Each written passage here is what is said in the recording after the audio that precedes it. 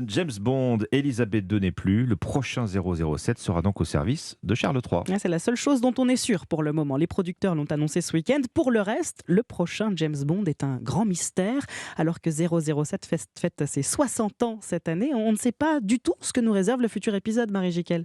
Une nouvelle mission se prépare sans Daniel Craig, acteur le plus endurant dans le costume de James Bond pendant 16 ans, et sans la reine d'Angleterre. Il y a pas mal de références dans les films qui renvoient un petit peu à la reine, même si on ne la voit jamais. Laurent Perriot, spécialiste de James Bond. Les avant-premières des James Bond sont devenues des premières royales, où très souvent la reine se rendait en personne lors de la première du film. On connaît le successeur d'Elisabeth II, mais qui pour incarner l'agent 007, personnage très rentable, le dernier opus a engrangé 700 millions de dollars de recettes. Il y a plusieurs noms qui sont balancés par les tabloïds anglais. Idris Elba, Henry Cavill, Tom Hiddleston, Jamie Dornan.